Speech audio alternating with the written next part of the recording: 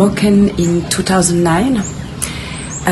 This is people living on the sea gypsies, and they were discovered after the tsunami, almost dying.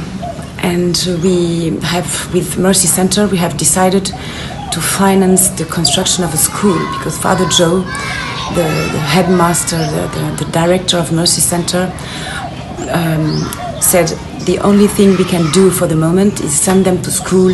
They have to get an education. Because some of the children are living on the island and studying on the island, mainly the little one. And then they get older and they have capacities to learn.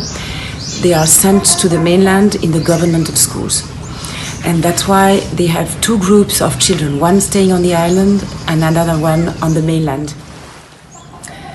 Now the first generation of kids are finishing school and they don't have any opportunity to get a job.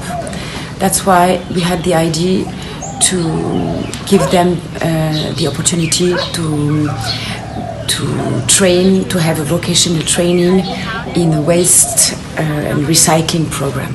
They have been training in Pisanulok, so they say they want to collect all the bottle here to sell it. The recycling factory is a central hub of our waste recycling program in Ranong. We aim to develop solutions to socially marginalized individuals, mainly young Moken of both genders living on Lao Island.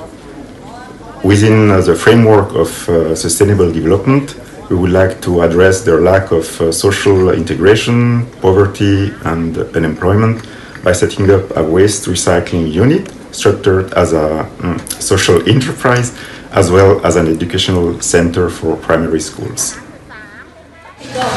So last week with Wayne we met EcoAlf in Bangkok. EcoAlf is a Spanish company and they make clothes from plastic, ocean plastic.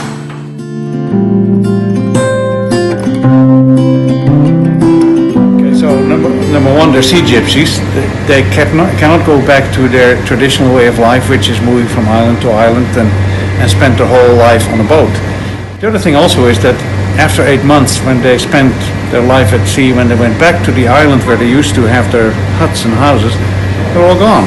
And because they were nomads that didn't know how to read or write, were not interested in local politics and bureaucracy, they had no rights. So you have, for example, in Koh Lao, people have been there for generations. But when a child is born, they don't go to the local government having the child registered.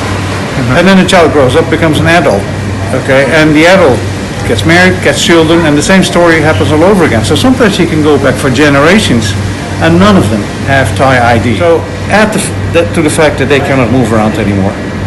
Add the fact that they have no rights, so they have nowhere that they can live.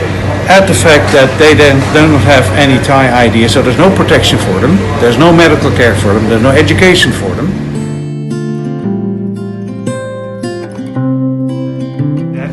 Human Development Foundation was founded by an Irish-American priest by the name of Joseph Meyer.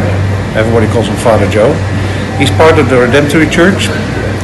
He started about 50 years ago in Thailand, looking after children, underprivileged children, but also many of children that have AIDS, HIV/AIDS. His motto has always been the best weapon against poverty is education. And he's maintained that for 50 years. And he's educated more than 72,000 children in the meantime. So it is really the development of the human being. That's what HDF stands for. That's the development part.